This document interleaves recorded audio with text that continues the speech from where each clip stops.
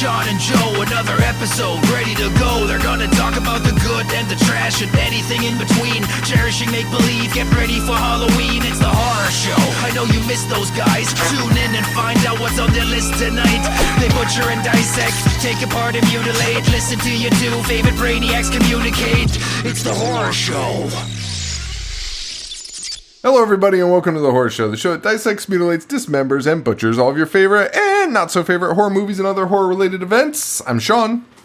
I'm Joe. Hey, Joey, do I hear you cracking open some White Claws? You did. Oh, boy, what a treat. I as I texted you earlier, I forgot what time we started the show, so I actually took pre-workout before this show by accident, because I was like, oh, I could fit in a workout before 9, you know, the time we don't start. But to be fair, it is almost 9. And it's that fucking Instagram live shit. It delays us a lot. So I think that's what I was in my head. But yeah, so I'm fucking hopped up. You're hopped up? Fucking, dude, you used to use pre-workout, right?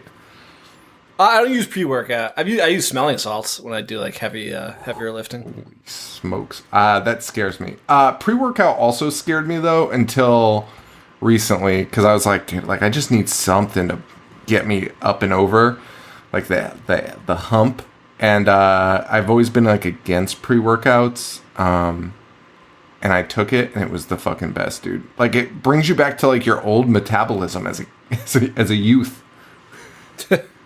It's insane. Yeah, I've tried a couple like when in college, but nothing ever really stuck with me. I like the the Juju Mafu. Yes. That character that Paul loves. He has his own smelling salts brand, which, as you can imagine, I'm pretty sure it's just actually like cocaine. It's good stuff. I actually used it during Tina was not happy during Joe Bob's last drive-in, because I was fading pretty quickly. Holy shit! Wait, so does it like get you like? Does it pump you? Like, is it like keeps you awake? Oh, dude! Oh my god! I mean, what it is it's ammonia. You're huffing ammonia. I mean, if you are tired and you need to come to your senses, fucking buy some smelling salt. All right. Listen, you'll be good to go. You just explained that in the most dangerous way possible, and I am on board 100%. Yeah. Listen, I keep it in my car at all times. Like I'm at work, if I'm tired in the morning, you fucking take off. Well, Joe, this is getting into dangerous territory, but this is your birthday episode. Your birthday is, I'm using air quotes, tomorrow. Yes. Tomorrow. Yes. It is tomorrow. Happy birthday, the big 3-6 Mafia. Thanks, man. 3-6 Mafia. Yeah, you like. So for your birthday, I gave you the present of Bloody Birthday from 1981. So I honestly thank you for that, because I had never seen this, and let me explain this. Thank you. I think it's a good movie. Like, it's an under the radar horror movie. I don't thank you because I don't. There's nothing like over the top to talk about on an episode. Like, I don't think it's good episode material per se. But in terms of like horror, for those that like under the radar slasher evil kid movies, like, this is great. This is a good movie. It is. It is alarming to me. So this was. I think I want to say Thom Tum was the one that brought this to our attention.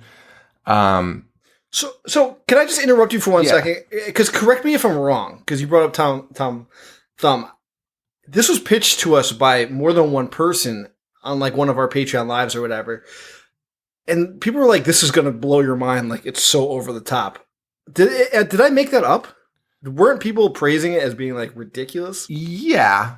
I see what they're saying though. The kills are, I mean, it is kind of alarming to see. So there's a lot of like, I wouldn't say a lot. There's a bunch of like evil kid movies, but I would say this is the like one of the most wild ones. Like, it's just insane. Like, it's these kids are like the evilest of the evil, and like, you know, in like Children of the Corn, Village of the Damned, you're just like, oh, this is kind of crazy, but like these kids like I wanted them to fucking die. I wanted them to get theirs. Like it was crazy. They were perfect villains. Like, they were I rooted against them. terrifying. The kid with the glasses. That girl and the kid with the glasses, dude. The faces that they make and the way that they acted, I was like, this is like. It was pissing me off. Like they were doing their job. Also, some of the best kid actors I've seen in maybe ever. Yeah. Ever. Dude, even what was his name? Timmy, like the good kid? Yeah. You know? Yeah, he was good too. Like they all were good. They were great, yeah. Which is surprising to see. You just don't get like the kid movie always brings up the fun debate of like, would you just fucking kick them? Like just just fucking beat the shit out of them, you know? Right. But the way these kids operate, take that away. Dude, they take that element out. They were smart. Dude, they were smart because they would like stop what they were doing when they're like, wait, I might get caught. Like there was multiple scenes. Yes. For instance, there was like a railroad spike sticking up and the girl's about to push him, but the telephone rings and she stops and she doesn't kill him. And it's like, not many movies do that. They would have just done that, and like these kids were meticulous and cerebral. They plot a way to, because one girl catches on, and they're like, yeah, let's like basically send her to the nut house, and they figure out a way to do that where the whole town's like, you stupid idiot, which by the way. That's exactly what would happen, though. You know, yeah, you're right. Like, who's going to believe you? Like, they played it off. That is 100% what would have happened. Like, that was great. These kids are doing this. They're picking up. They killed the chief of police within like the first 5 minutes. You know? That blew my mind. That blew my fucking mind, dude. I was like, dude, because you're introduced to the chief of police, and you're like, okay, this is the guy. He'll be here till the end. He'll be the one to like, bring these kids to justice. Fucking dead in 5 minutes. Gone. Yeah.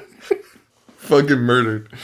So this was released in 1981, which is a year to me that I don't listen. I'm not a years guy, but like when I saw 81, I was like, because I'm not like the biggest fan of like the 70s horror. It was kind of iffy. So I saw the 81, and I was like, oh, maybe this is just like lumped into that, 70s style, like maybe like too heady or not gory enough, but. 81 is a fantastic year. It's insane. It's insane. The Evil Dead, you got Halloween 2, and you got Redneck Stomp's favorite, House by the Cemetery. Which, all of these are on my list. Here's what came out, and now, because Howling, right? Oh, wait, did American Werewolf come out the same time? It did. It's an insane year, dude. And here, because I actually looked up every movie in 81, because I was like, why did this not get the release? Because this was a limited release. They were going to release it wide, and they didn't. Or they did for like a day or something. I don't even know. And then immediately went limited. And you and I had never really heard of this movie. The people in our Patreon lives, there was a handful that knew of it. But for a birthday film, what's the other one called? Happy Birthday to Me? Yeah, which I think also came out in 81. It did. Wow. Like that one got so much more. I feel like when people talk about birthdays, like in the horror community, like that's always the fucking image they use or whatever. You know what I mean? That movie's insane, dude. This should be up there. I still haven't seen it. Oh my god, that movie's crazy. Is it? Yeah, it's very over the top. Okay, well maybe that's why it gets the the credit. but I don't know. Like this movie's fucking good. So here's what got released in 81.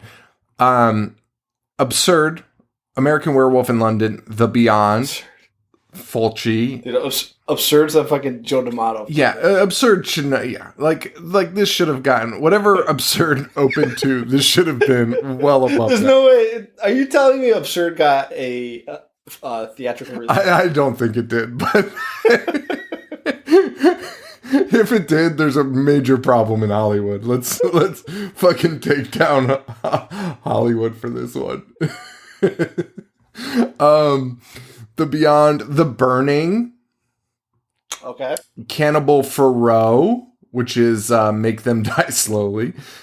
Yes. Cataclysm, which shout out to at BrainRotPod on Instagram. I just did his show, and we talked about this movie called Night Train to Terror, or Terror Train to Night Town. I don't know. One of those.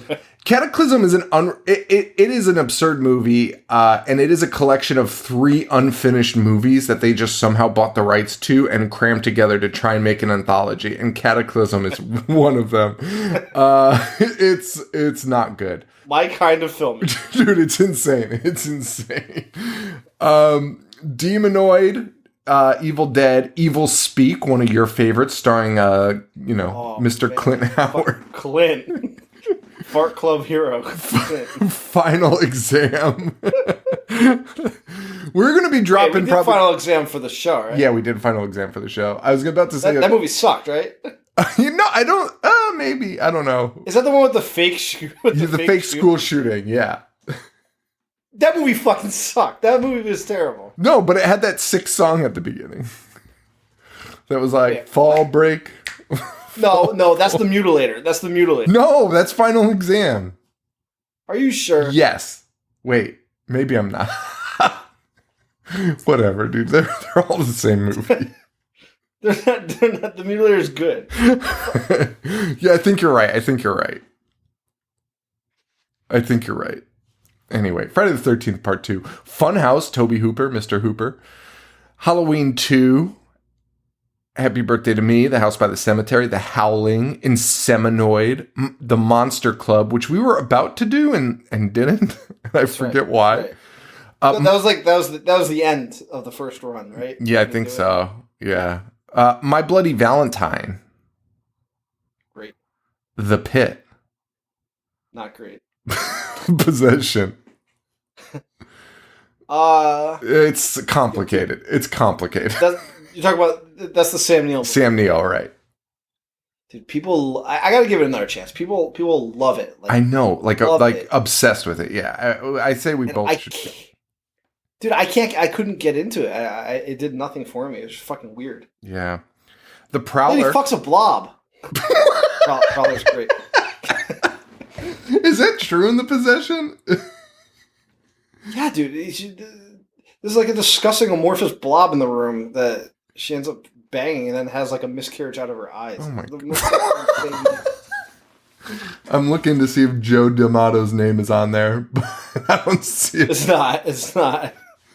The Prowler. Scanners came out in 81. Nice. Yeah, 81's stacked, man. 81 is stacked. And then I saved... Raiders of the Lost Ark. I saved for the best for last. Saturday the 14th. Which you were saying you're going to bring it up. I fucking hate Saturday the 14th.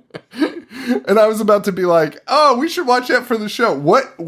It's like a little spoofy, right? It's like... It is. It's also very boring. Porno Holocaust. Joe D'Amato gets the nod twice that year. Let's do that for the show. If we're gonna do any of these, I want to do a Joe D'Amato. We should do a Joe D'Amato. We should do a Joe. We do a Joe D'Amato serial killer.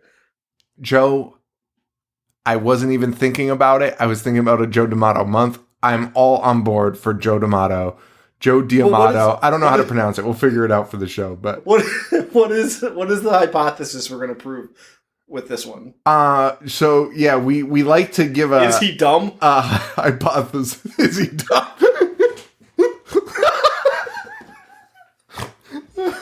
This week on Serial Killer, we're trying to prove Joe D'Amato's a stupid idiot. Rest in peace, Joe. R.I.P. His shark movie. I had to squint. I've never seen a movie where they made you squint to see what was happening.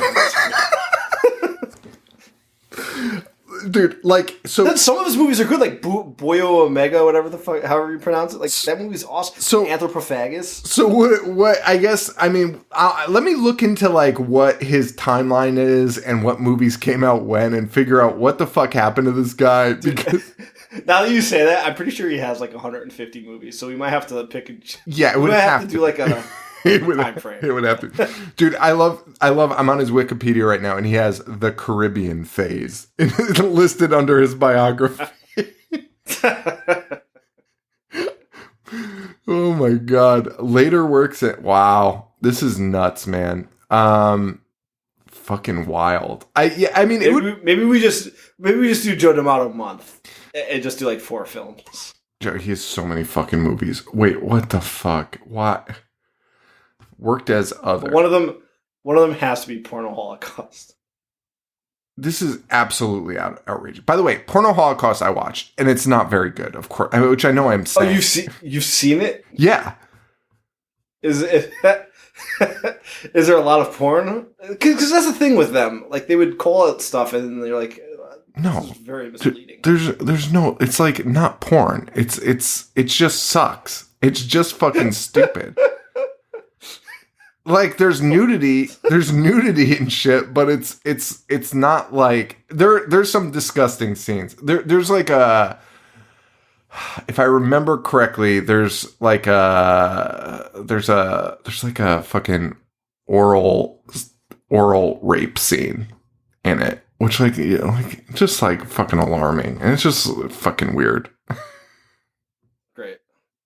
But that's where I think the name porno comes from. Like the rest of the movie isn't really like that, except for that, which is what they do in these Italian movies, right? Right? They just like cram in one scene where you're like, this is the most unnecessary thing I've ever seen in my fucking life, and then the rest of the movie's not that bad and not that weird.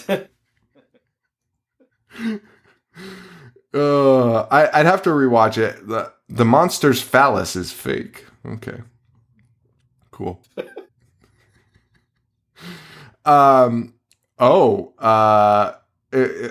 This is the old poltergeist rumor. Rumor has it Bruno Matti is the one that directed this movie. Porno Holocaust? Yeah. And D'Amato took the... Wait a minute. I was about to say D'Amato took the credit, but D'Amato's the one that told the news that Bruno Matti, dude, pawning the movie off on someone else. The reverse poltergeist. Yeah, he did it. Why is that a thing? Oh fuck, that's my favorite thing ever. Should we follow up Joe D'Amato month with Bruno Matti month? Everyone would. I mean, although I want to say everyone would stop listening, but I think we'd like regain the horror listeners. Yeah. Also, like, for the record, I would 100% do it. We could do Cruel Jaws and Rats, and then that. Sean, wait. Holy fuck, I forgot. There's an action movie that Bruno Matti did that has 3 of the most idiotic scenes I've ever seen in my life. 2 guys running at full speed at each other in the middle of a war. It's like a Vietnam film. And the Strike Commando? Yes, it is. It has the guy that played. Dude, it has the guy that played. He played Captain America at one point. Wait, Tor Hunter. Oh, okay. Oh, dude, these. What if we do? By the way, we are not talking about Bloody Birthday right now, but that's fine. What if it's my birthday up? Fuck off, everyone. What if we do head-to-head battle month, and we put Bruno Matti against? We'll watch a Bruno Matti and a Joe D'Amato movie. All right, I like it for a month. How about we do 2 weeks of D'Amato, 2 weeks of Matti, and then we'll do the verdict at the end. I like it. Figure out who's the biggest idiot. Yeah, I like it. That's still the hypothesis.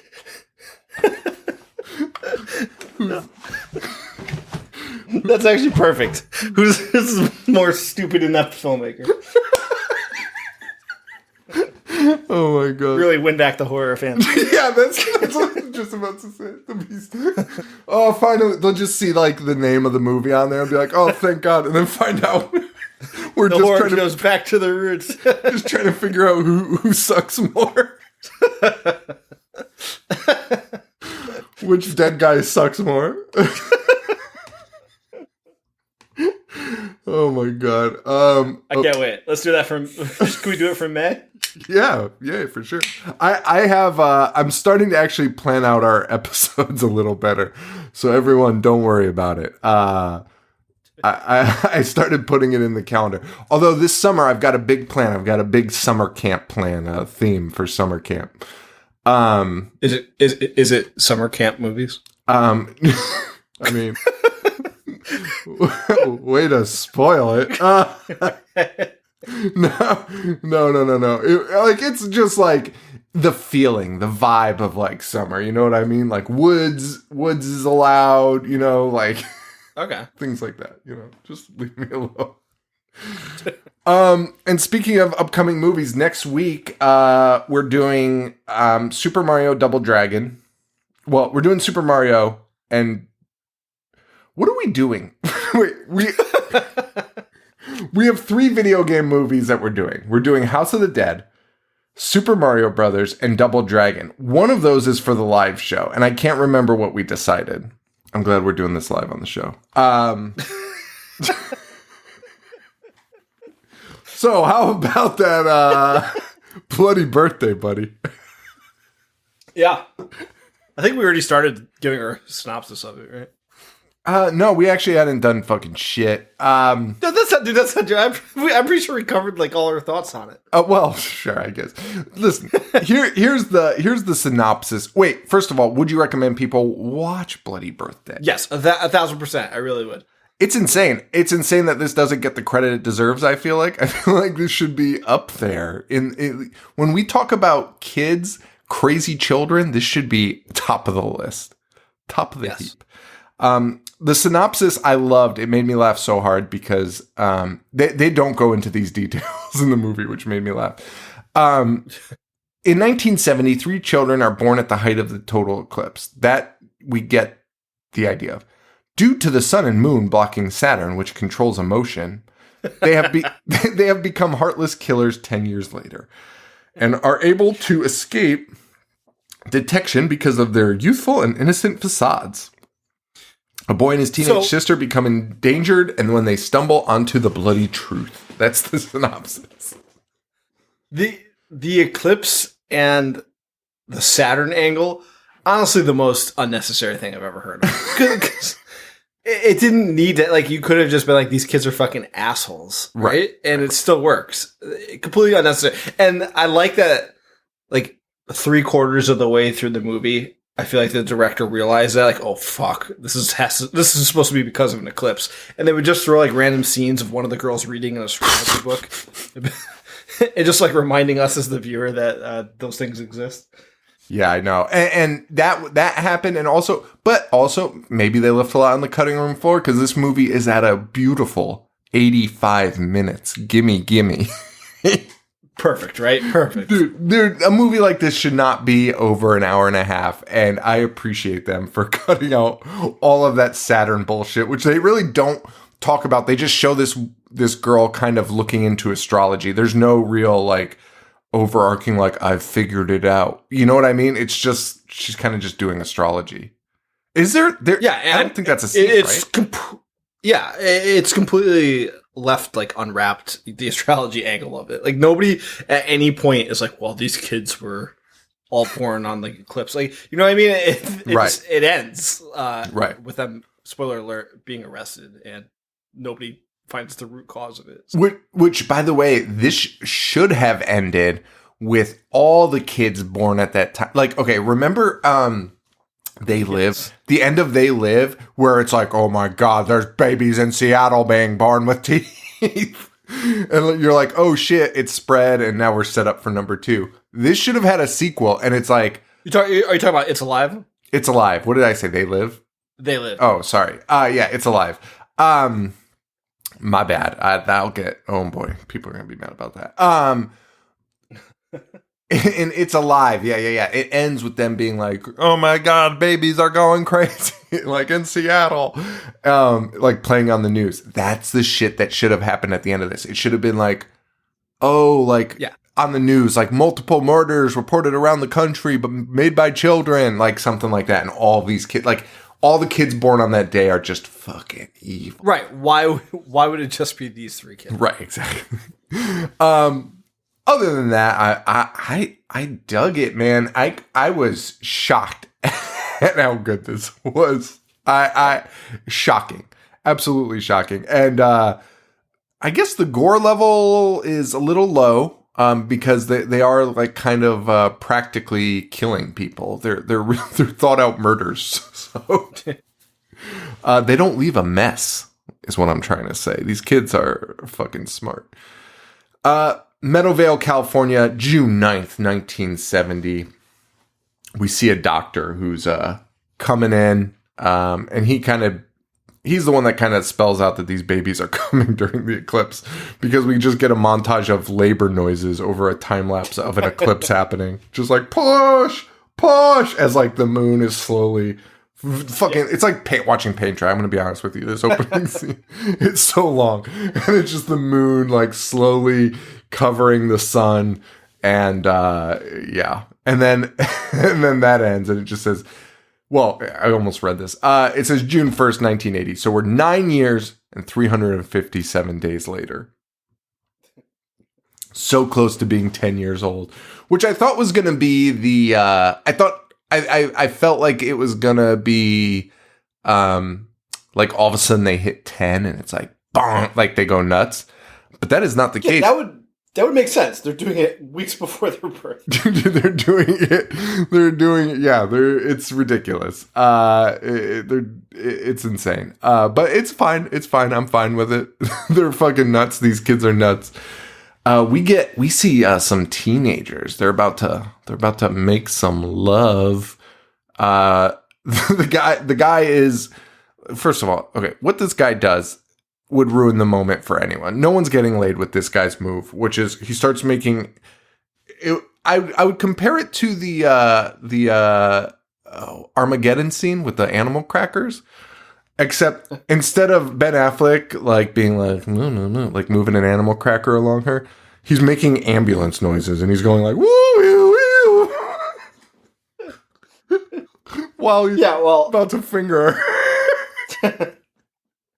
They're also they take it to a graveyard plot. Like they're inside a dog plot. I wrote down a note. I called it a grave hole because I was like, "What is that called?" Like the actual hole like, that you put the casket in. But they're like, "Hey, well." He starts rubbing her nipple in the biggest close up I've ever seen of a nipple in a movie in my life. Like I've never like. It was actually like a little fucking bizarre, watching a nipple get rubbed that big on a TV.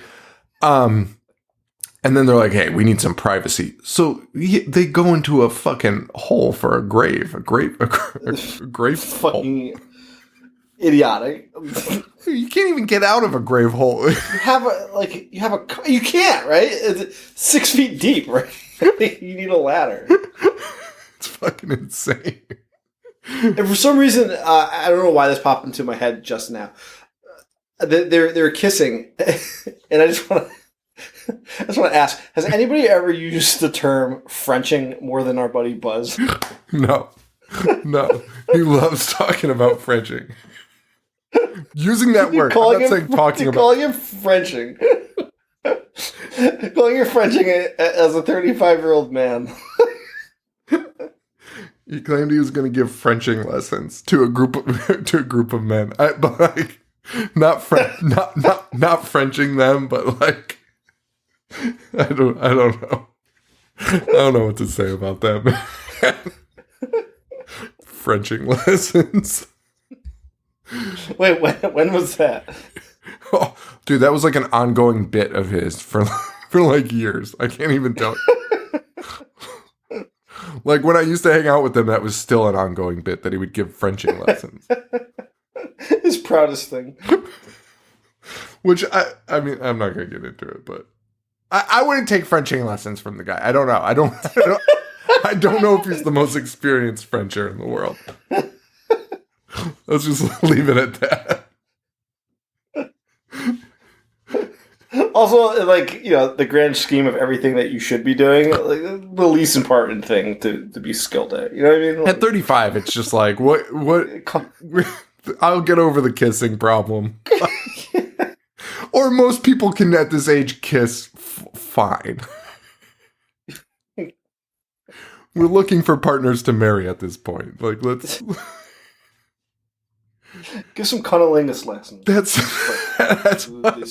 how you win on baby. You fucking French. Well, this guy is a grade A Frencher, and and he gets treated the way a Frencher should, which is by taking a shovel to the fucking face. Which, dude, honestly, I kept laughing out loud because like the dong from the shovel when they hit this guy makes me laugh so fucking hard, and also the way it's swung is genuinely swung by somebody. Like if you were above the gravesite and you were trying to hit somebody like 4 feet below you, that's how this thing is actually swung. Yes. Which has no real momentum to it. Just kind of bopping this guy in the fucking face. It reminded me of the meme of the dog that like bonks people. Oh, the horny dog? Yeah. Go to horny jail? It was like bonk, go to horny jail. Like, this was a bonk. Like, they kept bonking this guy with the fucking shovel. Dude, that's the thing. There's no way that would knock you out because of the angle. And also, the maximum speed that a 10-year-old kid could hit you with a shovel would just piss you off at best, right? It's not going to knock you out. It certainly won't kill you. Right. But it knocks him out, and then they start strangling the girl to death that's in there. They like use it as they have a rope that's formed into a noose, and they're strangling her. And then the guy gets back up, and they keep bonking him in the head with the shovel. Like my favorite scene.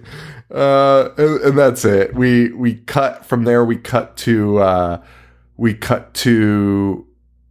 a girl listening. She's deep into astrology, looking at planets and shit. And a kid sneaking through the window. So we assume this kid, we know the synopsis. This kid was just out murdering. They don't keep that red herring up for long. Like, this kid's cleared pretty fucking this kid's cleared really quickly. And it's his sister, and she's like, "Where have you been?" And he's like, "Feeding the dog." But he's standing in the kitchen sink because he crept in through the kitchen window. And he's standing there, and she turns around. And she's like, "What the fuck are you doing?" And he's like, "Feeding the dog." And she's like, "Oh, all right." Cut to an elementary school where we see a cop talking to children, and he says, "Does anyone know what the word murder means?" Seems pretty aggressive. The way he's interrogating them during the scene, like, Terrifying. Kids are 10. You had no business doing that. Dude, all I could imagine, there's a few things in here where I was imagining my son. He's getting close to 10 now, and I was like, this is fucking insane. Like, this is not. And this was one of them where he's like, "Does anyone know what the word murder means?" And this girl stands up and is like, "Yeah, it's like when someone kills somebody, like on TV." And which you'd be like, yeah, that's a solid answer for a 10-year-old. He's like, "You fucking assholes, not like TV." No, not like TV at all, you fucking idiot. You piece of shit. I thought it was your dad teaching these kids. Like, if your dad had to teach somebody about murder, he would be like, "Oh, you fucking..." No, not like on TV. I mean, we've talked about it before, but that's literally like everything that my dad's ever. But between like things like murder or things like sex, he would just explain it to me in the most graphic way, and then insult me for thinking it was anything other than what. Thinking it was the more innocent, nice, more age specific way of thinking, like perfectly normal for what your age was for thinking. He's like, "No, you goddamn idiot." I don't know if I told it on Patreon or on here, but like. Or at all, but I think I've told you when that kid Matt in our grade was like, "You get girls pregnant by peeing on them." I asked my dad, and I was like, "Dude, I was third grade, so what is it, like 10, 11?" And I asked my dad, I was like, "Is that true?" And my dad's like, "Sit down," and he's like, "Of course it's not fucking true." Like, was like fired up and yelled at me, and then gave the most graphic description of like inserting your dick into a vagina. I would never do that to my son. I remember parents, like, I remember my parents at least, but I feel like it was other parents too, would like say shit, and which is actually funny because like something similar happened to my son this weekend, but like you would either see something or hear something sexual, and your parents would like look at you like you were in on it. You got to a certain age where they were like, well, they probably know, and like would look at you and you'd be like, what does that mean? And they'd be like, you know what that means. And you'd be like, no, like I have no idea. Like instead of actually like using this time as a learning lesson, they were just like, you fucking know what that means. Yeah, the two polar opposites. Either, beat around the bush or just, throw porn at it. Like what the fuck? Like what? And I mean, listen, my son saw like cartoon breasts this weekend. We went to that Weirdos Wonderland in Connecticut, which is tight, and they had these pins, and one of them is that Milford? Yeah, Milford. Yeah. Okay. Oh, it's so cool. And one of the pins he had, it was like an enamel pin, and it had X-ray glasses. And I didn't realize you could like lift up the lens of the glasses and then see something under it. And what was under it was breasts, like naked breasts. And my son lifted it up and saw it, and it was just like, and then just closed it. And like I could tell it like shook him up a little bit, like he knew he shouldn't have, or like there was something weird about it. So I was like, hey man, like, do you have any questions about that? And he was like, nope. And I mean, I was like, I didn't know what to do. And I was like, all right, cool. Like, let's fucking go. I was like, I mean, it's not a bad thing to see. It's like, it's just the human body. Let's fucking. Yeah. I mean, I think that's the way to do it, right? Like the more attention you draw to something, the more fixated someone's going to be on it. Right. Right. Which was always my parents' problem. Like they would just beat it into your head where that was like all you'd think about now. Yeah, I guess that's true. I was like, hey, if you want to talk about it. And he's like, no, I'm good. I was like, all right, cool. Let's fucking keep moving. Oh, man. Wait. Did Buzz, because I know you were on the trip, did Buzz ever tell you about, so when we were in 6th grade, every other school had their nature's classroom where they would go to like a cabin for a week, right? Yeah. But Norton School didn't do that. They did the Mystic trip. So it's just one night on a boat in Mystic, Connecticut. And we had a chaperone who was a girl in our grade's dad who went on the trip with us, and he stayed in the bunker. And we had, curfew. We were 6th grade. So lights are out at like 8:30 or something. And then he was like, all right, kids, gather around. And he just passed out playing cards, and all of them were just naked women on them. Like, not cartoon naked women. Fuck out of here. Dude, all just tits and bush. And he passed them all out to us and like taught us how to play setback. Holy shit. And dude, that's such a fucking move. Like, wait, oh my God. Wait, what? Oh, fuck. What was the girl's name? Kristen. Okay, no, I was thinking of... There's not many dads I know, but there is one dad that I know, and he looks like such a fucking creep. But anyway, dude, that's fucking crazy. That's funny as shit. That's insane. That's insane. And he like had to like go find those cards in his house somewhere and be like, oh, this is gonna get a fucking rise out of him. Waiting for the perfect opportunity to show underage kids. I'll be the cool dad finally. That's insane. I actually, I was actually thinking we would probably end up busting out some 5th and 6th grade stories on this episode because of, during this scene with the cop, like, the cop, ultimately we find out he's like, hey, we know it was a handle to a jump rope. So if you see this jump rope anywhere, like, tell your teachers or your parents or whatever the fuck it is. And then the bell rings. And the teacher goes, that bell is not a single signal that you are dismissed, but a signal for when I dismiss you. And I was like, fuck, dude, that threw me back to like 5th, 6th grade. Dude, teachers that said that pissed me off so bad. I mean, that's literally what the bell is. That is what the fucking bell is. It's not about you. Like, that is so fucking weird. That is a weird ass shit. Wrap your class up on time, lady. Wrap it the fuck up, all right? Oh my God. 5th and 6th grade was a wild time for me. It was insane, dude. We had the worst 5th grade class. It was comparable to your red team stories with Paul. Was it red team or purple? Yeah, it was a red team. Dude, in my class was Fabio, which does not no relation to the Fabio at all. If you saw him, it would quite the opposite. And James, the two guys that brought a gun into school. That brought into guns Pre-Columbine brought a gun into school. And I'm going to be honest, I would say our school handled it the right way. Like looking back, they were very like open about it and not like like. I feel like there's probably a million stories of schools where that happened and they were just like, hey, get the fuck out of here. You know what I mean? But those kids were fucking suspended and like fucking booted, and they told the parent. It was crazy. Those kids also, that was in 6th grade. In 5th grade, they were obsessed with fucking Marilyn Manson for some reason. They were, yeah. And they were bringing in stuffed dogs and burning them behind. We had a giant wall in our elementary school. Do you remember that? The white wall? Yeah, why the fuck was that there? What idiot erected that? In the yard. What fucking asshole erected that? Good use of taxpayers' money. It was literally just a giant wood wall that kids went behind and did terrible shit. You smoke cigarettes behind there in like 5th grade. It's not like a wall like to keep people out, because it was just no.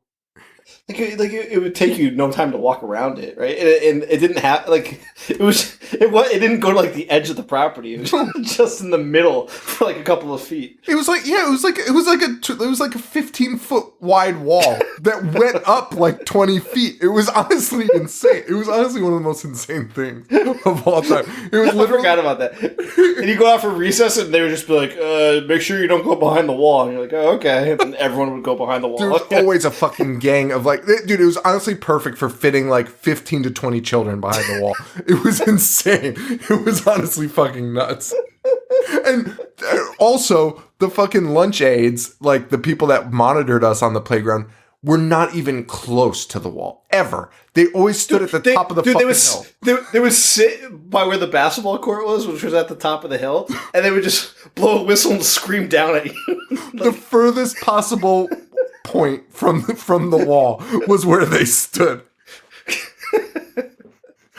It was insane. So it was so easy to get behind it. Dude, your excuse would always be like, "Oh, I didn't hear you." Yeah. and they could never do anything about it because they knew that they were 500 feet away.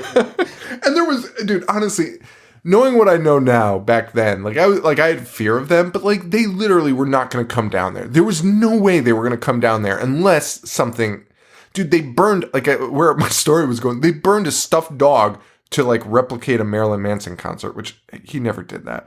But they claimed that's what Marilyn Manson did, so they burned a stuffed dog behind there, and the lunch aides never came down. Dude, they would have... Dude, can you imagine the black smoke coming off of, burning polyester?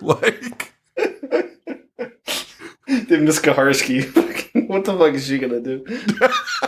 So, Mrs. Kaharski, I mean, that's a whole other episode. We probably shouldn't get into it. Yeah. We should probably go back to birthday. Yeah, happy birthday, blah, blah, blah. Wait, we haven't even gotten to the first kill yet. No, but it's coming. There are two people. Yeah. Two people are dead. Great, People are dead.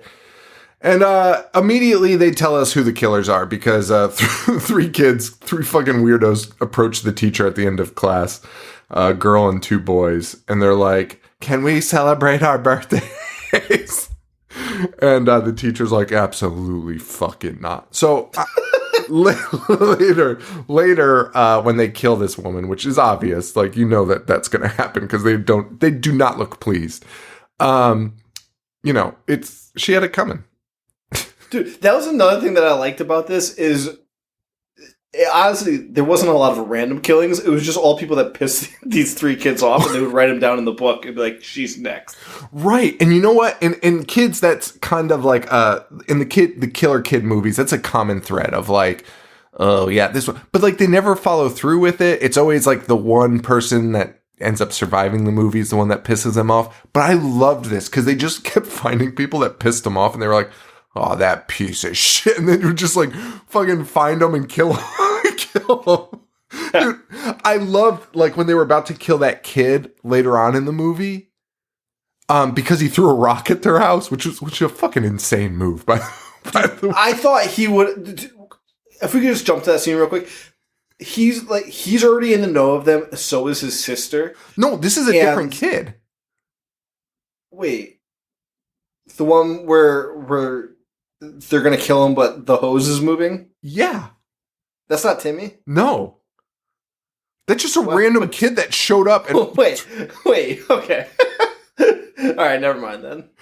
Dude, I thought that was Timmy. No. That's what I thought at first, and then I rewound it because I was like, "That's weird." I was like, "Why the fuck would he do that?" No, it's just a random kid that shows up and throws a rock right at their fucking window. And the girl's like, "Don't worry, my dad made bulletproof glass." And then they're like, "Let's fucking kill him." And they just chase him down and try to murder him. In broad daylight, too. Oh boy. Anyway, it was not Timmy. Yeah, I don't think it was, man. I rewound it. He resembles him. Dude, I'm looking it up right now. When Timmy shows up and throws rocks at their window, they chase him down and almost succeed in strangling him with a garden hose before Joyce intervenes. So let's say, so that's, I don't think that's the case, but I will I will believe it. But that makes that scene, I mean, it's illogical for a kid to throw rocks at a window for no reason. It's even more illogical for Timmy to show up and do it. Dude, that was the point I was going to be making. Like, I thought because him and his sister are both in the know at this point. Yeah. Like, why wouldn't he do that and like have a trap waiting, right? But instead, he has no plan, and the only reason he's not killed is because his sister stumbles upon a sprinkler that's being moved because they're strangling him with it. And they're literally in the scene before this. It's him and his sister talking on the front steps of their house, and like just like having a heart to heart. Then he's like, "All right, gotta go throw a rock through this kid's window." Like, why wouldn't he mention that? You know? Yeah, to be like, "Hey, when they try to murder me, why don't you catch them in the act and call the police?" Yes. Fucking Timmy. Most ill thought out plan of all time. Fucking sucks. Is his name really Timmy? Yeah. That honestly is infuriating. It's the shittiest kid name of all time. Not that it's a bad name for children. It's like it's the most predictable kid name for a movie, right? Like Little Timmy. The good boy. We get the peephole scene, which was alarming. An 85-minute movie, 12 minutes dedicated to watching a girl undress. We learned that the girl and the two crazy kids, I mean, they're all crazy, but they hang out together constantly. And then she's like, "All right, pay up." And she collects money from the two boy psychos and then lets them watch her sister get naked for money through a peephole. But for money, it's like a dime. Dude, she's like, it is honestly insane because she collects the money, which it doesn't look like a lot. It's coins. And then when one of the kids is like, "She's about to take off her bottoms," she's like, "That's an extra dime." And I'm like, a dime? Oh my God, dude, I would have paid so much more for that. This fucking girl's an idiot. Also, it's sexual assault. And, Correct. Would I have as a child? Probably. And I'm sorry about that, but it's not like those kids even know what the fuck's happening. It's just out of like fucking curiosity at that point. At that age. Right. I mean, it's the age of like Porky. Like that was a scene in Porky's, which my God. I'm bringing that up because I think Porky's came out actually after this. So, anyways, did you get like serious Halloween vibes from this movie? Like the scene where there's like the bushes and they're walking down the street. It's like almost identical, like to the shots in Halloween. Yeah, there's a few like references I feel like to Halloween, dude. The fucking like the fucking ghost mask with the glasses over it. Yes, right? Yeah, it was weird. And Porky's also came out the same year. I thought Porky's was 82. 81. 81 was the year, baby. Wow. Also, I mean, I said that like Porky's is like a fucking masterclass in cinema. It's not. I mean, Porky's was a big hit. Porky's was a hit. Porky's, dude, I love that. I fucking love that It's Always Sunny episode where they do ski school and like play on all of those 80s fucking movies. And the guy's like, "Check it out, a peephole into the girl's locker." And they're like, "Oh, dude, like what the fuck are you doing?" Like can't fucking do that. And he's like, oh, why not? I'm like, dude, that's fucking insane. Guy's so confused. Oh, and I think he was telling them to put their dick through the hole too. Because is that what they do in Porky's? That's what they do in Porky's, right? I don't remember. I just remember them looking through it, and for some reason, on the other side, there's like 500 women just bathing each other. One of those movies, they put their dick through the hole, and like the girls are like, ah! And like run away screaming. That's honestly fucking madness. That's fucking madness. Fucking sexual. Dude, also, isn't it wood? Dude, sticking your dick anything wooden is a fucking idiotic, insane move. I mean, anything about splinters, dude. Yes, I agree with that. But the whole idea of like dick pic culture, which I also lump into like the old like not streaking, like the guys that walked around in trench coats. What do they call that? Oh, flashing. Like, that was a fucking thing. Like, why are you going to show somebody, like, your flaccid dick? Or even your hard dick? Just be like, ugh, and, like, run away. Like, what are you doing? I think it's a mental illness. Joe, I agree with you completely. I agree completely. I think people that send fucking unsolicited dick pics, like, there's something wrong. Like what? Like, check out this fucking hog. And like, most men know that no one wants to see that. Like, the only reason women tolerate us is just, I guess, just their brains. I don't know, but they're not like, oh, that penis is, what a hot peen. Like, no one's checking out your dick, all right, guys? Like, fucking put it away. But like sticking your dick through a hole to be like, ugh! Like, what? What are you doing? No one wants to see that. Yeah. Anyway, again, back to a bloody birthday. This is going well. This is really going well. Again, it's my fucking birthday. Nobody can say shit. You write a bad review, I'm finding you. Everyone's going to be like, yeah, it's your birthday this week, but what about every other week when you do this? I'm talking about this week. And and we're always like, how did these episodes go 2 hours? Sean texted me. He was like, can we keep this like an hour tonight? We're at an hour. We're an hour in. Couldn't even be farther away from the end of this movie. But to be fair, this movie goes quick. Like, we're gonna zip through this because, like you said, it's not a bad movie, and everything. Yeah, not a lot to pick apart, not a lot to dissect. So that girl is Beverly, the one that was undressing. She is the sister. She's the older sister of the crazy girl. Which I don't have any of their names. Do you have any of their names? Her name was Debbie. Good for you, man. There's Debbie. Dude,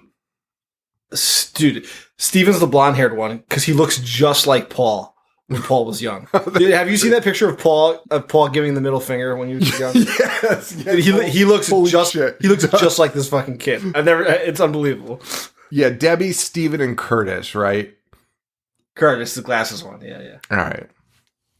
All right, so we're good. And then there's Joyce, who is Timmy's sister, and then you got Beverly, who's Debbie's sister. They're the older sisters who, God, I hope they're in college, but I'm pretty sure they're in high school because they take a walk right now. And I think they're high school. Yeah, they're in high school, and they are talking about holy fuck, you're right, and we've just seen them naked for the entire. The 80s are fucking. I'm so glad we're over that hump. That is so weird. To just put that out there for like adults, right? Yes. Like, oh, look at these high school kids. You know, weird, man. It is fucking weird, and I'm not okay with it, and I'm not okay with them walking down the street being like, that fucking teacher wants your fucking tits, and Joyce being like, oh, come on.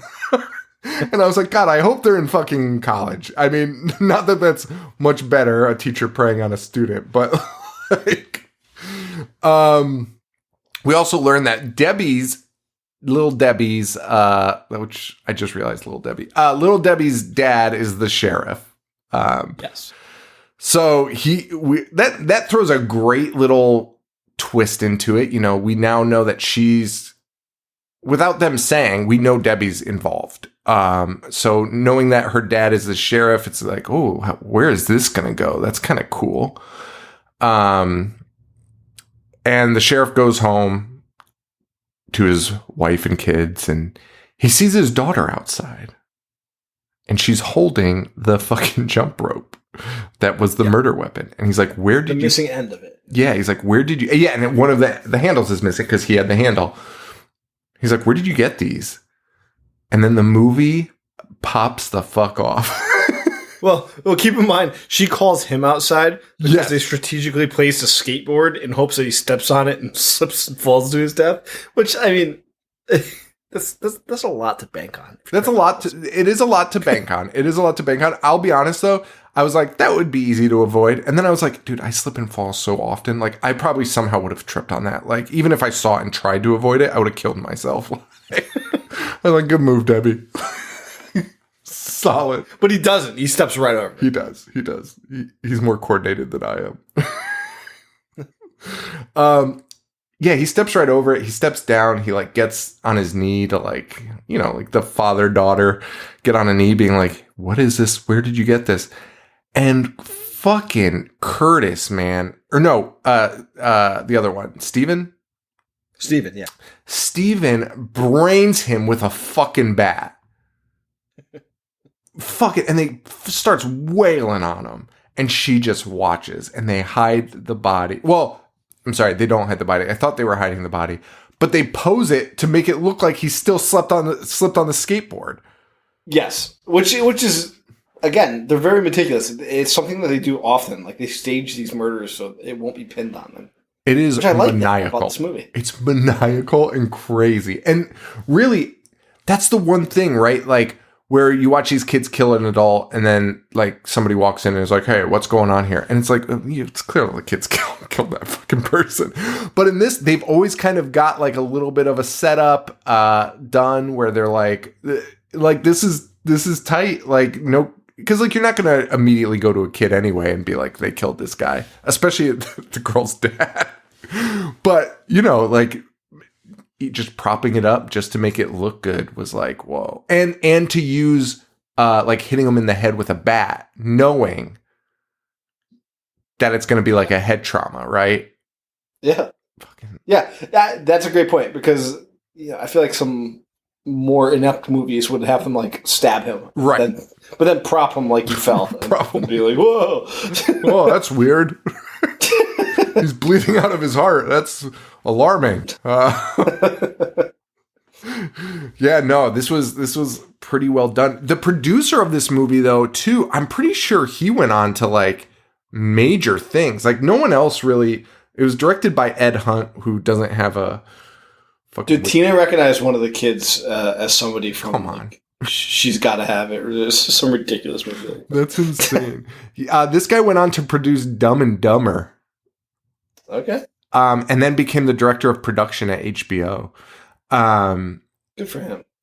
You know, well deserved. That's kind of cool. The guy, yeah, I thought that was cool. I can't believe Tina recognized a person on this. Yeah. She's honestly incredible. It's crazy. It's nuts, dude. It's fucking nuts. Her and our buddy Amado. I said it in our Discord. I spend more time trying to because they want me to validate their thoughts. And the references are like so obscure that it honestly takes me like half an hour to even remotely figure out who the fuck they're talking about in this movie. Like this person was the taxi driver in this episode of Silver Spoons. Like I have to find the episode and then go through the entire cast list and see what this person might be listed as. Like, okay, well, you know what? You're right. This person was in this episode. Dude, and I'm so bad at that, but my girlfriend is not like a entertainment, like media person. Like she didn't take in a ton of TV or movies as a kid. So I, like the little I do, she's like, holy shit. Like she can't believe it. And it's honestly not even that crazy. It's not crazy at all. And she's like, whoa. She's like, that's incredible. Like, I'm like, yeah, no, it's not. It's not like I caught the guy Bill from Workaholics, that fucking weird bald guy from Workaholics. Yeah. He played a character in one of a Friends episode, like in one of the later seasons. But he has like fucking hair, and he's like kind of young but still disturbing looking, and which is insane. Like it's crazy when you see somebody that you're like, oh man, he's like 50. And then you see him like 10 years earlier and he doesn't look that much better. Just has hair. And you're like, holy shit. But like I said that and she was like, oh my God. Like, how did you realize that? I was like, look at his fucking face. It's not that good of a catch. Yeah, so these kids, they kill their dad, they prop him up. And who sees him? Little Timmy. Yes. And again, like, to the credit of these guys, like, they played this so well where it wasn't just like, let's get him. They were like, we've got your, like, they don't know what he saw, so they're like playing it cool. You know what I mean? Like, it's fucking well done. And the girl actor, the child, Debbie, is so good. Like, she didn't have a lot of work after this, but whenever she feels like somebody's infringing on her plan, just like the faces that she makes sells it so perfect. Okay. She stares Timmy down and like, that she's like, this kid is fucking next. Like, we need to murder this kid. And she's just doing it with her facial expressions. I was going to say that next. That was exactly where I was going. Like, just the look she shoots this fucking guy says everything that you need to know. Like, what I just explained to you, like her being like, I don't know what you saw, but I got my eye on you, was like that was all told just by her fucking look. It was perfect. Yeah. It was insane. It was fucking great. Insane. She's really good. Yeah. Put these kids in the fucking Boogaloo. What's that movie? The band Babadook. The Babadook. The Boogaloo. Put anybody in the fucking Babadook other than that disgusting yelling loud. I saw you guys talking about that on Discord recently. Which we'll talk about Discord at the end of the episode. But, dude, our Discord is the fucking shit. It's popping. So the kids, they've got a witness. And you know what? They've decided, he's lived long. He's lived long enough. So they set up a game of hide and seek where they invite Timmy because they're all pals. And they immediately try to murder Timmy by locking him in a fucking refrigerator and leaving him there. Joe, this is one of the most uncomfortable scenes I've watched, like, in a movie. Watching a child struggle. Dude, screaming as he realizes he's being buried alive, right? Like, you're either going to die of, like, heat exposure because you're out in the fucking desert. I assume this is in California. Oh, yeah, it definitely is. We know it is. You're either going to die of, like, just fucking heat and, like, you're locked in a fucking refrigerator in the sun, or you're going to fucking starve to death. It's insane. It's honestly insane watching a little kid struggle with this moment in his life. And like you said, again, Timmy is a fucking good actor. And like, it honestly broke my heart for a while where I was like, uncomfortable. He is because he starts off like any kid would, right? Yes. Because he thinks it's still a game. Like, come on, let me out. Like, and he does it for a while. And it lasts for so long that he finally realizes that he's fucked. Like, he's in despair. Dude, he gets himself out, but by like MacGyvering it. And honestly, dude, like Indiana Jones, right? The fourth one, Harrison Ford gets trapped in the same thing, like survives a nuclear holocaust. but this movie has a kid manage to escape this. I'm fine with it. It was like the most believable escape I've ever seen. Yeah, it was like, I feel like, would I have been able to do that as a kid? Probably not. I probably would have let myself die, right. But because I'm a pathetic loser. But like, I fully believe like a capable kid in the 70s could have done this. Sure. Kids in the 70s were different. They dude, all kids before, the internet age, like, or really the technology age, where you had to like go out and be crafty. Yes. Or you would just die, right? Like, you would just get trapped in a refrigerator. It's so like, funny. Today's kids couldn't do shit, right? Dude, we couldn't. I would be fucking dead. But I truly believe a kid in the 70s would be like, oh, look at this fucking loose bolt over here. Exactly. I'm definitely going to take this out. My dad showed me how to fix a fucking car at age 6. So. Exactly. Yeah, no, it was hard to watch, and it actually cut from a couple scenes, like a couple scenes played out, and then it cut back to Timmy in there, and I was like, fuck, god damn it, no, like I was like so sad. Oh man, but he does get out, thankfully, and he goes to his sister, and he's like, they locked me in a refrigerator, and she's like, you're full of shit. Because he lied in the beginning about feeding the dog. So fair enough. However, being locked in a refrigerator and the kid is like covered in dirt, looks like shit. Probably a fucking 1,000 degrees. She probably should have like listened to him, but she does tell him the truth that he and the reason he was out at night was not to feed the dog. It was to watch the peephole scam. And he reveals this, and you assume because she's best friends with the sister. So you think she's going to be like, you asshole. And she doesn't. She just laughs. She's like, oh, okay. Which is fucking nuts. I mean, fucking bananas. And by the way, she reveals that to that girl later on and has the same. She's like, guess what, Debbie? Or not Debbie, whatever her fucking name was. Beverly. Guess what, Beverly? The kids are fucking watching you undress. And Beverly's like mortified. Fuck. Joyce is like, isn't that a fucking what a fucking hoot?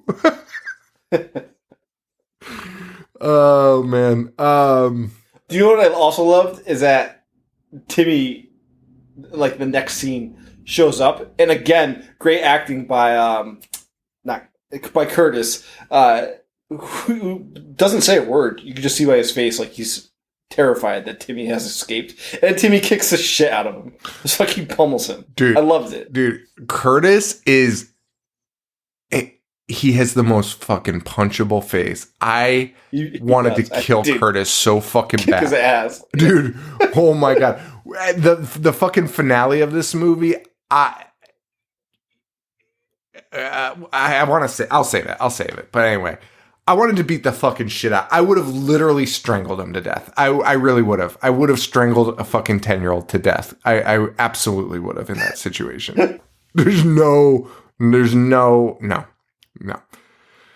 Anyway, we learned the little psychos keep a little scrapbook of all their murders too, which is fucking insane. Oh, you know what else? Okay, so I know we've said this like a million times in like a million different ways, but the way that they kill people, and I'm going to say this because there's a scene later on that really does it, but the scrapbook is part of it.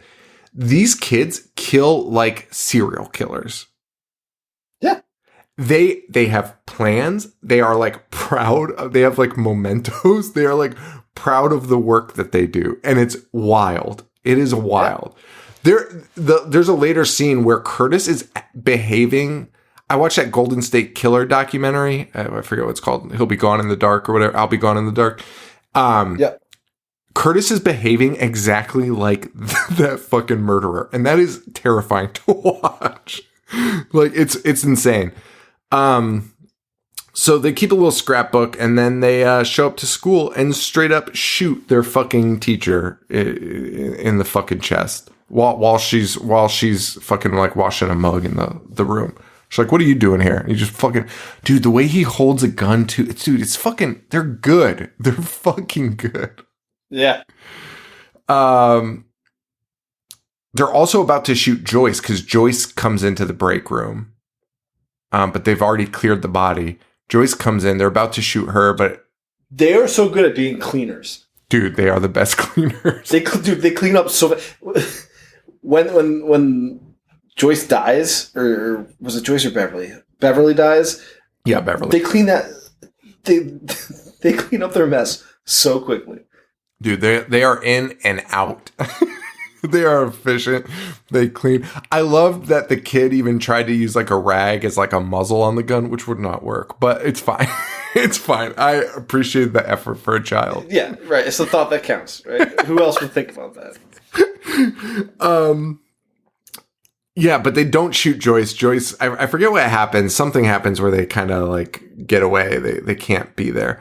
But Joyce does find the shot teacher, which it's terrifying.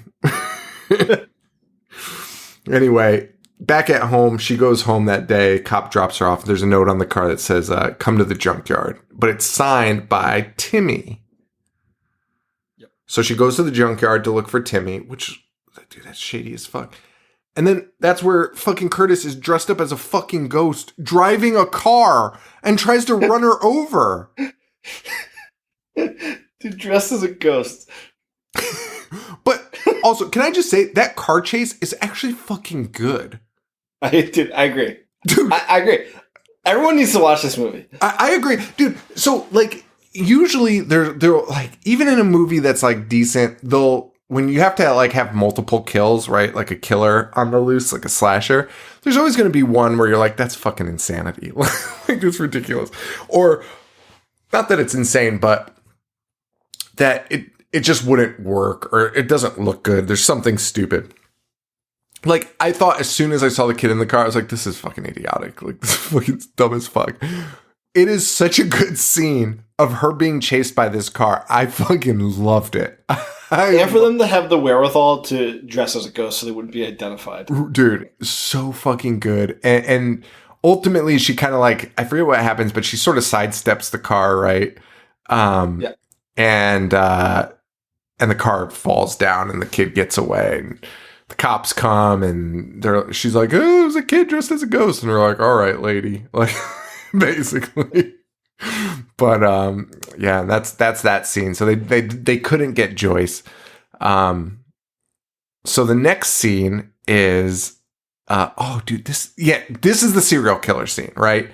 So Joyce is just sitting on the couch, and Curtis goes over to assassinate her, dude. He's like looking through the fucking window, like with a gun, and he's just gonna fucking kill her in her own home while she's watching TV. But the lights next door come on, scare him away. And dude, like, if you watch that Golden State Killer, that's literally what Richard Ramirez, right? It's like scenes out of these guys that were like, there's always a witness that was like, and then I turned on my lights and this guy ran away and I didn't think anything of it. Dude, that Richard Ramirez documentary, there was like a couple of instances where like they were able to capture his shoe print. Yes. Because he was looking through somebody's window about to go in, but like the neighbor exited their door or like turned on their lights and it scared him away. Joe, it's crazy. Dude, it gave me a fucking chill watching this because he runs away and it's just the neighbor leaving the other house and you're like, what the fuck? And then just like these other serial killers, he's like walking home defeated and then he finds like a couple having sex and he's like, all right, this'll do. Yeah, I'm in. Yeah. So it's not even just about killing Joyce because she's onto them. It's like they just want to fucking kill people. He has a need that needs to be fulfilled. It's fucking crazy, dude. That is the craziest thing. So he finds this young couple having sex in a van. And this scene, like, honestly, like, I know this is going to sound crazy. It, like, fucking broke my heart a little bit. Like, dude, he kills them in cold blood. I wasn't excited to talk about this because of how straightforward it was, but like, I'm liking this movie more and more as we talk about it, and I liked it a lot as we watched it. Like, I cannot recommend this enough. I think more people need to see this, especially if you're a slasher fan. Dude, it's kids having sex in a van. They hear a noise, typical. The kid opens the door, and they're like, "What the fuck?" And he shoots the guy in the head and then fucking just shoots this girl. And he's smiling the whole time. Zodiac killer. Everything. That's nuts. They wrapped everything together. That's nuts. And by the way, him killing people, like with a gun, would absolutely throw them off the lead of children doing this, right? Like, yeah. Like, if you see this, you're like, this is definitely the work of a serial killer. He's walking around. Like, yeah. Oh, man. That blew my mind. That scene blew my fucking hair back. That was wild. It immediately cuts to Curtis seductively licking frosting off the blade of a knife at his own birthday party, which was fucking weird. Staring at a bottle of ant poison. Which, like, is ant poison a thing? Dude, I was just going to ask, what a weird time in the 70s. Just having bottles of poison that anyone could access for ants? Are you fucking kidding me? Yeah, and, like, I loved it because, I mean, so what this is, the kid just figures out, he sees the ant poison, he's looking at it, he's looking at the cake, and you're like, oh, they're going to poison the whole party, which was fucking crazy to me. But it turns out way more methodical than that. He's like, I've got a plan. And his plan is to pretend to poison everyone. So Joyce... So that Joyce will try and, reveal it to the adults at the party and then them be like, you're a fucking idiot. And then no one will believe her for the rest of the time. And that's what they do. And it works. Fucking perfectly. It works fucking perfectly. It's fucking crazy. It's the best plan. And it's the best setup to the plan because you really think this is what Curtis has done. I mean, even after Curtis is like, I've got a plan to make them think she's nuts. Even after he says that, and that scene happens, I was like, Curtis poisoned the whole party. Yeah. And it was not until he goes and licks the frosting himself. Dude, like, I don't know what you're talking about. Little piece of shit. And then when he does that, by the way, he's like, she's like, but I saw you with the poison behind your back. He's like, yeah, of course, I was putting it away. I was like, oh my God, fucking great. Fucking great. Also, I loved that his grandpa's like, he's never lied a fucking lie in his life. Imagine believing that about your kid. I know. Also, dude, it was like his grandpa, and like I think your dad loves your kids so much, right? Like, he does. He does. He really totally does. And he constantly says he's never liked kids until he met them. To his own kids. Yeah. He actually likes my son too, which is like crazy. He does. But that's because my son doesn't say anything, just like sits there quietly. But I could see him saying this. Like if somebody was like, Logan poisoned the cupcakes, he'd be like, you piece of shit. Logan's never fucking lied once in his fucking life, you asshole. Dude, I think you might be right. I really do. Shay can manipulate him, and she knows how to. And it's like, Shay, are you fucking kidding? Kids are so smart. Like they are. They know how to work their way around things, and like she does that to him constantly. And he'll be like, "Well, she said this, and I have no reason not to believe her." I'm like, "That she's fucking 3. Of course, you have a reason not to believe her." You fucking kidding me? That is like a constant among grandparents, and it's actually fucking alarming. It's crazy. My ex-wife's parents and my parents both would say things like, well, he said that was fine. Are you fucking nuts? Of course he did. He's 4 years old. Like, what are you talking about? When did we start listening to 4-year-olds? Like, what? What are you talking about, dude? I remember the first time it happened, it blew my fucking mind. I was like, what do you say? Like, you're an adult. Like, you're fucking in your 50s and 60s. Oh, well, he said I could do that. Like, what? What the fuck are you talking about? It's the craziest shit I've ever heard in my life. It's honestly like, it's insane. It's insane. I can't, dude, I'm so glad that I know that your dad said the same thing because like, I remember being often. Like, dude, I remember being like, what do you, like, we can't listen. I remember having a conversation with my mom where I was like, we cannot listen to 3-year-olds anymore. Like, I'm sorry. Like, I'm going to have to tell you this very bluntly. Like, we don't listen to 3-year-olds. Like, 3-year-olds don't make the rules. Like, which is crazy because I know when we were 3, they definitely weren't listening to the shit we had to say. So they were not. They were not. And also, my dad, a big thing that he does, and I think it happened more often because we had to live with them for 4 months. But Shay would be like, "Oh, I could do this," and he'd be like, "Oh, okay." And then I would walk in and be like, "She can absolutely not do this." And I can't think of like a perfect example, but it was something idiotic, like using a knife, like using a butcher knife to cut something, and be like, okay, here you go. Like, she can't do that, Dad. It's fucking stupid. And he'll make it a point to be like, sorry, Shay, your dad said no. Joe, I know what it was. I actually know one of the instances, and it was playing around the fireplace, or was it? Yeah, the fire pit or the fireplace, where he was like, it was the fireplace. Yeah, it was her putting logs into the fireplace herself. Yeah, which is like you don't want your kid getting in the habit to think that that's fine because when you do have a fire in the fireplace, you don't want them approaching it being like, "This is cool." Like, right. But also he was like the other side of the room too. So like if he was like holding her hand, I'd be like, maybe that's okay. But he's just like, I gotta go for it. Load it up, baby. Also, playing with his pills. Wasn't that one of them, too? Dude, yes. Dude, he was like, go through my pills, kids. No, he's telling them to count, and his excuse was it was teaching them, letting them have practice counting, and it was both Shay and Logan. And I was like, you cannot have them count your fucking pills that you pour on the counter. and then again, he made a point to be like, all right, kids, guess you can't do that anymore. Dad says no. then they're like, oh, come on, Dad. That's so crazy.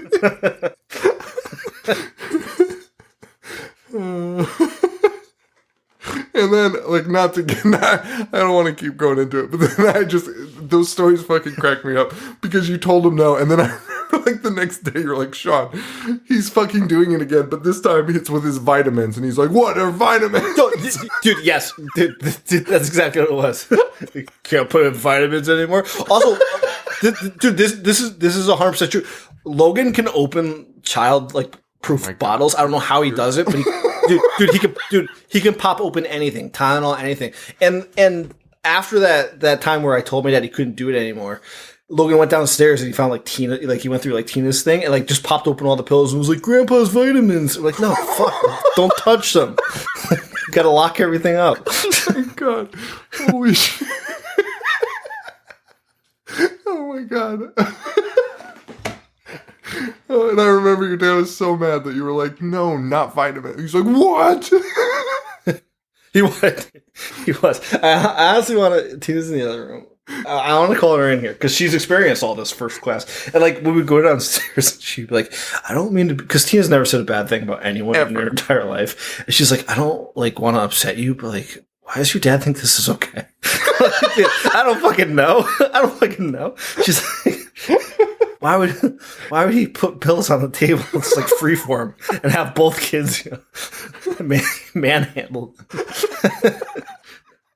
Dude, I remember so vividly, like, being with you and Tina and talking about your dad, like, telling stories about your dad, and her being like, I don't get it. I don't see that side of it.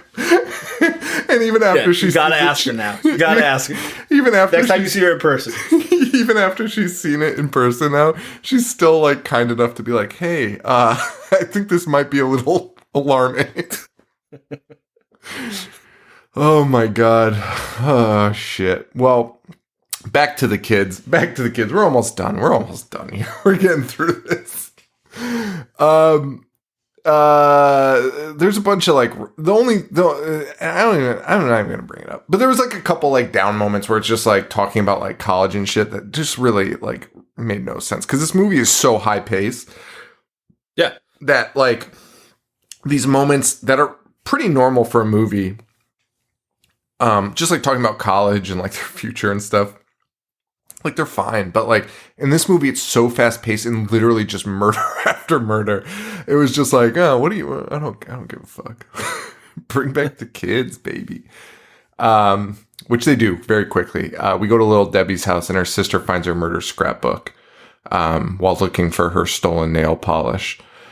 And you know they kind of play it away. Debbie gets away with it. The sister goes in the other room, but these kids, they know they can't leave any witness alive.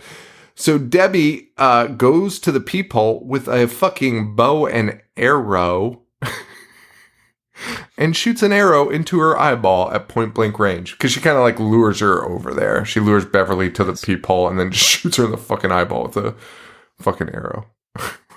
Fucking great scene. Yeah, and also we didn't mention Debbie's mom, which is another story arc that, oh my God, like, I really think they did well. She is not coping with her husband's death, which is a major plot point. And then once this happens, she just goes off the rails, right? She goes totally off the rails, and it's amazing. And honestly, the end of this, I mean, we talked about like an alternate ending, which would have been great, but I feel like it should have been combined with this ending.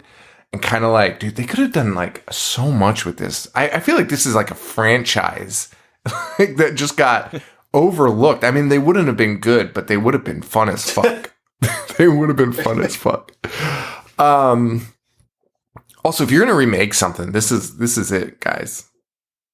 This is this would be a good one. Give us 2 or 3 of these. Make Debbie the ringleader of all of them. Yeah, I don't know, but anyway, just going town to town. It'd be fucking dope. After the funeral of Beverly, the kids go to play hide and go seek in the house. They lock themselves in.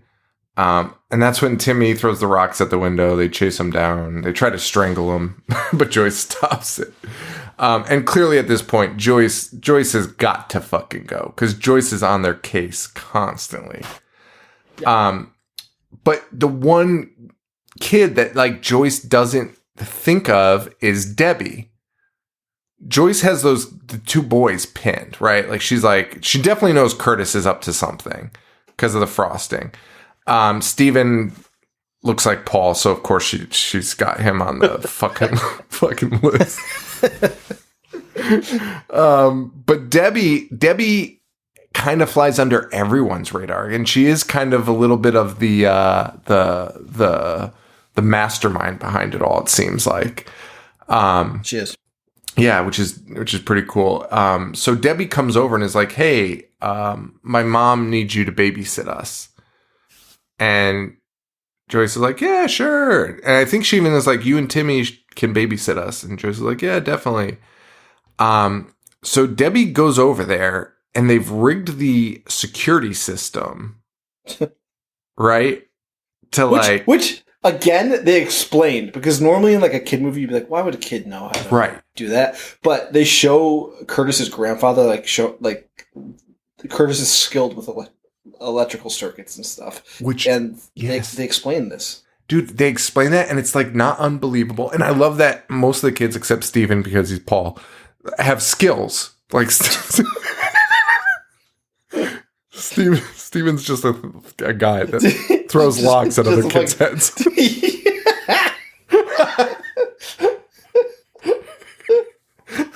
He's the muscle, all right? Like, leave Steven alone.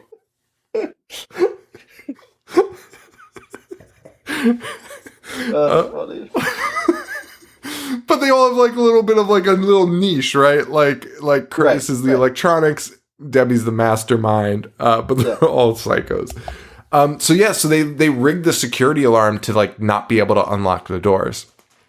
And Debbie comes over and fucking all the kids come out and they literally just show their hand from the moment they come in the door. They just pull out their gun and knives. Yeah. It's insane.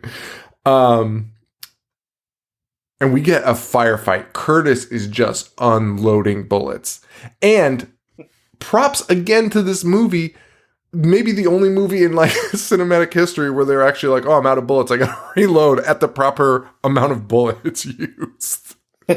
Curtis is constantly running out of bullets because he's using a fucking revolver.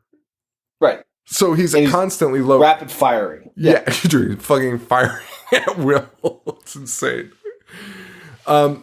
It's amazing. The kids, so Curtis runs out of bullets. Her brother almost gets strangled. Debbie's trying to strangle him. But they finally get loose, but they can't escape because of the security system, which is great. And the little girl, Debbie, just keeps popping out of like corners and trying to strangle Timmy to death. Which fucking was fucking hilarious. It just cracked me up. Like literally, Debbie tries to strangle him on the couch. He gets away, and then they're like, "Oh shit, we gotta run!" And she pops out of a closet, starts fucking strangling him again. Oh, it's fucking awesome. And the shooting scenes are great. Like the way Curtis is doing this is amazing. Like he's like loaded. It just worked out really well. Joyce and her brother Timmy barricade themselves in the bedroom, though. And then, dude, this movie rocks. They barricade themselves in Beverly's old bedroom. Not a great move, but you think they're safe. But then fucking Debbie pulls out the bow and arrow again and uses the peephole to try and kill him with that. Kill him with the bow and arrow again. Timmy like shoved something in there so she can't do it. Yeah. Like I love that. Dude, it was all effective. And I also loved how again, like we talked about kind of like how easy it should be to like fucking disarm a kid, which they don't lose sight of when these kids are toe to toe with a grown person, because they let one of the kids in and she just splashes him with water and he's like, which like absolutely would happen. And then they just lock him in the trunk. That was the only thing I had problem with. Do you have like a 10-gallon glass bowl? I would have smashed that into the little fucker's face. Instead, you just pour water on his head. Like, are you kidding me? A Three Stooges routine? Fair enough. Actually, fair enough. Because when Curtis is disarmed here shortly, that I would have. Like, that's the point where I would have fucking strangled him to death. I think it was just because Steven was so like, he didn't do shit. I mean, he killed Debbie's dad, but like he really was like kind of like in all three of them, he's the least punchable face. So like I was like, all right, fine, lock him in the fucking trunk. That's fine. That's fine. Whatever. They get out of the room though because they lock that kid in the trunk. And they're trying to get out of the door, and fucking Curtis shows up. He's got him dead to rights with the gun, and he fucking pulls the trigger, and nothing happens. And you're like, holy shit, dude. Like, it was a good, like, that scene is so played out. It's such a typical trope in action and everything. And, dude, I honestly was like, held my breath for a minute. Like, I was like, wait, what the like, I didn't know, like, who he would kill. Like, I assumed one of them would die in that moment. Yeah. But that's not the case. And then that is the moment, because, like, Curtis's face says it all. Like, he's like, fuck. And, dude, I would have literally caved his head in. I would have caved his head in. I would have fucking murdered a child. It was insane. I felt that in my body in that scene. Like, I was like, and you just see Curtis standing there, and you know somebody's going to get him. But it's the little brother who just starts beating the shit out of him. I agree, because like there are times in super effective movies where like you feel it in your stomach and like you feel the rage for the characters. And like that honestly was one of those times which I was not expecting to feel in a movie called Bloody Birthday from 1981. And like I could feel it in my soul, being like, oh my god, I would love to do anything to swing on this kid. I would, dude. I would have fucking curb stomped him. He would have been in pieces when the fucking cops came. Not even a fucking chance. And if my little brother started punching, I'd be like, get the fuck out of the way, please. Like, can you please stop wasting our time punching him in the stomach? Because I'm going to knock all of his teeth out right now. But so they do that. They're able to unlock the door. And little Debbie, man, she gets away. She does. She gets away. She escapes. The brother and sister, they call the police. Police show up, and as the police show up, we see Debbie's mom come in, and Debbie jumps in the car and is like, Curtis and Steven did some really bad stuff. I think they're going to try and blame me. Totally rats on them. And she's like, but I had nothing to do with it. And the mom's like, all right, we got to go, dude. And like, the mom is good. Like, it's just great. And she's like, all right, let's fucking go. So not even like just trying to protect her last living family member. Yeah. It's believable. It's totally believable. Like, you can't lose the last member of your family at this point. And they bounce. They fucking leave. They leave the scene of the crime. The boys, they're arrested in their little Oshkosh bagosh fucking overalls. Which again, like, pissed me off. I wish those kids were killed, but fucking whatever. And that's the end of their story. But we do cut to a motel where Debbie and her mom are planning their escape under pseudonyms. Like, right? Like, yeah, she calls her Beth. Dude, and she's like, you know, not to say any other name. This is our name now. Like, and we can't have any screw ups. And she's like, don't worry, mommy. From now on, I'll be a good girl. And they leave. And we just get a zoom in of a mechanic that she just murdered for no reason. Crushed under his truck. Fucking killed him. Fucking removed the jack and murdered that man. And that is the end of the movie, man. And fucking good. I like should be fondly thought of just as much as all of those movies from 1981. I agree. Again, for the horror heads that still listen to us, if you haven't seen it, I highly recommend it. Dude, fucking, this goes up there with Absurd, with Porno Holocaust. This is up there with with the best of the best. Joe D'Amato. Joe, happy birthday. Happy Thanks, fucking man. birthday. And next week, we'll continue the birthday celebration with Super Mario Brothers. Happy birthday. Happy fucking birthday. I'm really excited about House of the Dead, though. I don't think I've seen it. I have never have, but I've heard awful things. I don't think you're going to be excited once you're halfway through it. And we've never done a U-Ball as much as we talk about him. Yeah, we've never done one. Never done one. And I know I don't think I've ever seen it. that. I don't think I've ever seen one of his movies. Dude, I absolutely have not. 100%. So, I'm actually kind of excited now. Could they be as bad as they? Because most people that say he's bad haven't sat through the slog that we've sat through. So now I'm really curious. That's a good point. What if we're like, hey, this guy's not that fucking bad? That would be insane. But I'm. It's gonna be bad. It's gonna be fucking terrible. He's such a stupid idiot. It can't be good. All right. Well, I'm excited about that. Guys, we mentioned this in the show, but a new benefit for our Patreon members right now. We might open it up to everyone in the future, but undecided right now because it's just so fun the way it is. Right now, if you're a Patreon member, any tier, you can join us over on our Discord channel. This is a technology I was unaware of up until recently. We had a few people begging us to make one. We've made one. It's fucking amazing. It's fun. It is the most fun. I don't care about any social media anymore. Discord is the shit.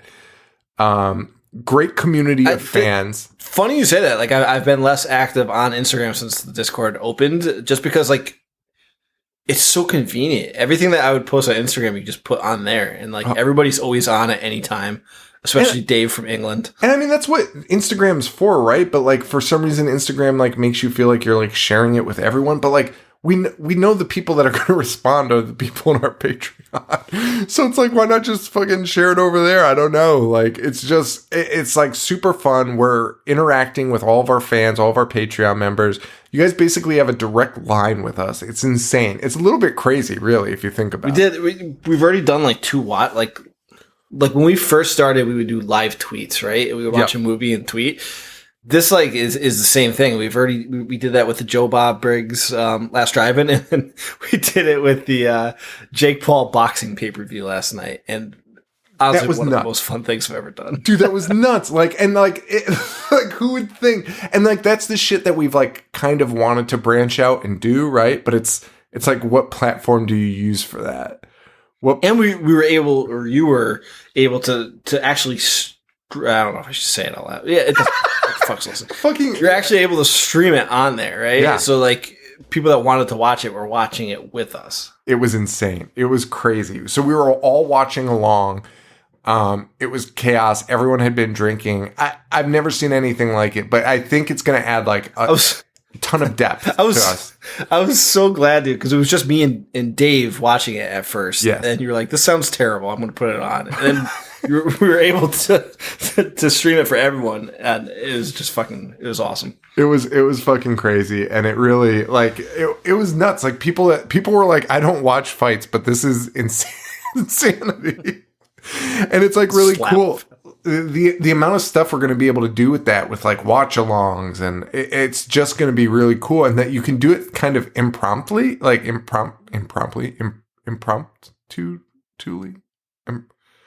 You can do it whenever you want. You can do it. You can do it whenever you like. You just hop on Discord. The Joe Bob thing, you kind of put together that night. Yeah.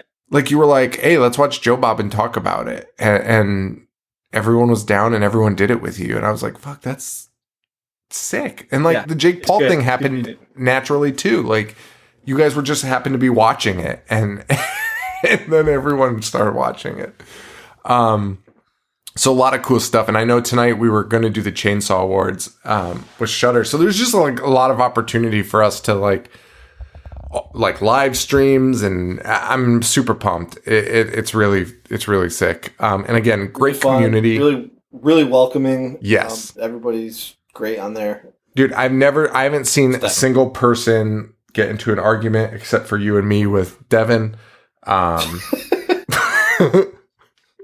That's basically it. Just you and me fighting with one kid. And that's because he's acting so much like Paul. It's insane. It's honestly great. He's changed his... There's two people that have Paul's username. Including... So there's three people including Paul. And they have Paul's face as their avatar. It honestly pisses me off.